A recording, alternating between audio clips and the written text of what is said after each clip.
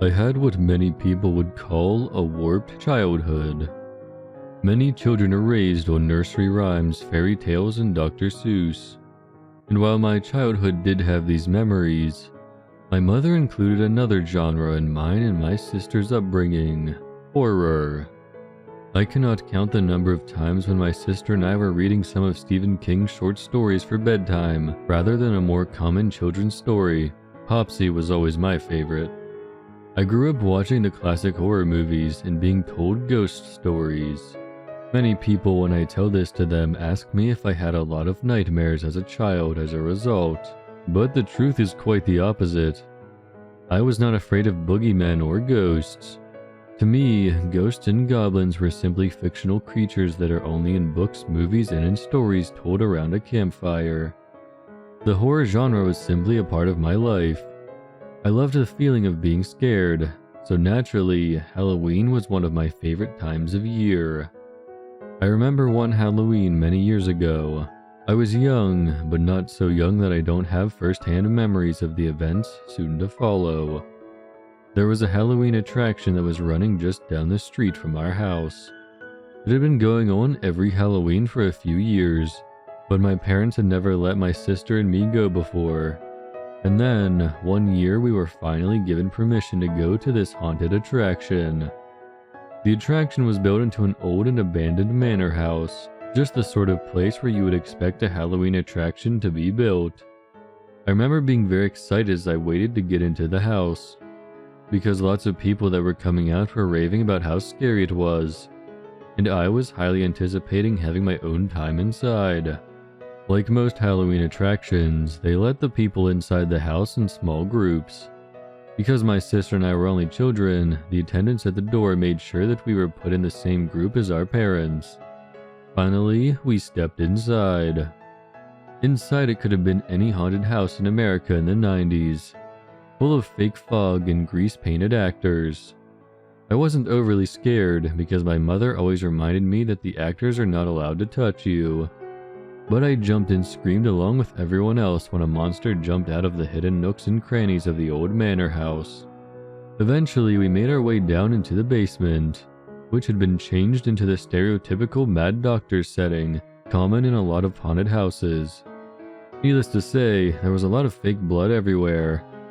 But I'll never forget that basement, because something seemed just a little out of place. Sometimes even the most normal things can become diabolical if you alter the perspective. It's something you see in a few modern ghost hunting shows and B-shots. There was nothing that immediately jumped out as being evil. There was certainly nothing like The Exorcist happening to tip me off that something was wrong. It was a simple sight, and that made it much more unnerving, because it stood out against the overt horror backdrop of the decorated room.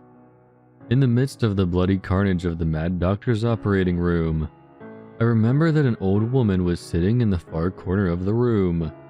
She looked to be in her 80s, had thinning gray hair, and was very thin.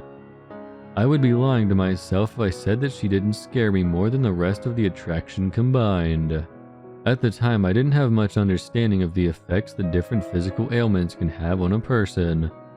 But looking back now, I would say that she was the victim of a bad stroke. Sometimes a bad stroke will leave the person with one side of his or her face paralyzed. And that's exactly what had happened to her. One side of her face was drooping, and saliva was leaking from the corner of her drooped mouth. She was talking, yelling at us as we passed by. Her words were badly slurred because of her paralyzed face, but I could make out what she was yelling. "Stop! Get out!" Over and over again. Even passing through the basement and going out the other side, I could still hear her screaming in that awful slurred way up the stairs. I was extremely disturbed by the sight of the old woman, but as I got away from her, I began to feel better. She was obviously an actor who was working for the attraction. Most of the attraction worked on jump scares, and she was obviously there to cater more to psychological horror. Well, in any case, it worked.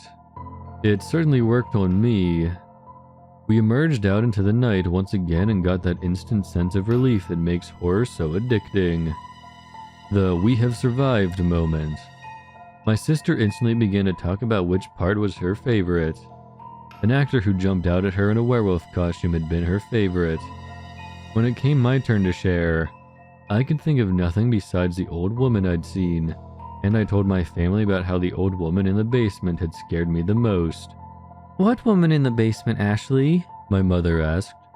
Shocked, I began to describe as well as I could what I'd seen. When I had finished, my mother said that she hadn't seen any woman fitting that description down in the basement. The rest of my family agreed with her. I put the incident out of my mind. Like I said, I didn't believe in ghosts, and didn't believe that they were real.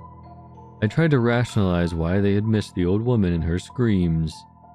Each attempt to do this was more pathetic than the last. But I knew the ghost couldn't be real. The next year, I was eager to step foot in the old manor again, but I was horrified to discover that the haunted attraction had been shut down and would not be opening again. Since I lived so close to the haunt, a few people in my neighborhood had taken up jobs there, and I asked around with them about why it had closed. The few people that would talk told me that the old manor house was really haunted with real ghosts, and that too many people were refusing to work there again because of the paranormal activity going on there. Their stories range from objects moving on their own, to apparitions, and even to physical attacks against the living that entered certain parts of the house.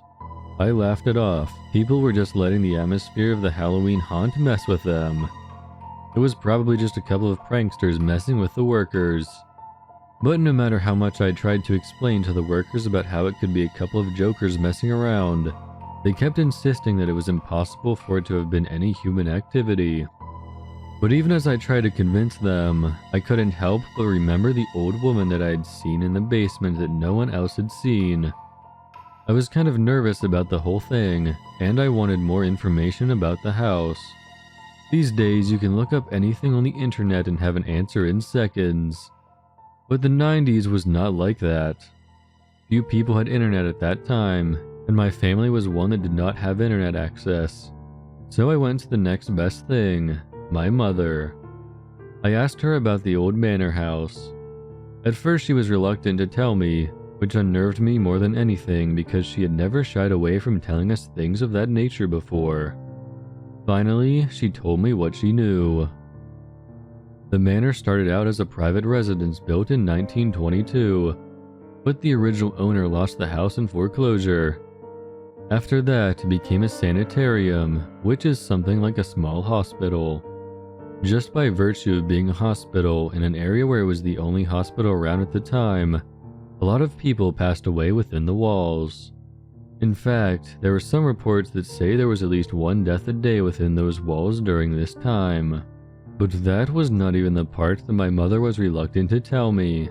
She told me that afterward, it was turned into a nursing facility, and they would have taken care of sick older people just like the woman I had seen during my walk through. But the records of abuse that came out of that place were numerous. Many ex-employees confessed that they quit soon after being hired because of the vast amount of malpractice that happened there. My mother remembered all this because it was in the newspapers when it was going on, and was a huge deal in the community. It made me a little sick to think about how those people, those human beings, were treated in that horrible place. And that's not all. Local legend has long said that the building was haunted by the tortured souls of the people who died under the horrible conditions there. The man who built the Halloween attraction there knew of the history and the legend surrounding the place and built the attraction with the sole purpose of playing off those stories. It was then that I knew that I had seen the ghost of a woman who had died in the building. She just wanted to spend her afterlife in peace, but instead every year she and her fellow ghosts were interrupted by the living storming through their place in the thousands, turning their situation into a joke. And for the first time ever, I began to treat ghosts and spirits not as fictional creatures only meant to frighten and scare, but as a real physical manifestation of a force that humans are not capable of understanding yet. The house to this day continues to be a hot spot for paranormal activity. The owner lets in a local paranormal group at least once a week, every Friday night, to do an investigation. Several ghost-themed television shows have filmed at the location. One show brought in a psychic medium, He claims that the years the house spent as a Halloween attraction has forever scarred the house and the spirits who reside there. One thing is for sure, I'm now a lot more careful about checking out the history of any Halloween haunt I go to. Ghosts are everywhere, of course, but I'll never go to a place with such a sad history attached to it, and I haven't been able to get scared inside a Halloween attraction since. I don't scream, jump, or run away as the actors jump out at me. Nearly all of my friends have commented on my bravery in the face of these Halloween attractions. But I'm not brave. Not really. It's just a lack of fear, because it's hard to get scared by actors in makeup when you've been inside the real thing.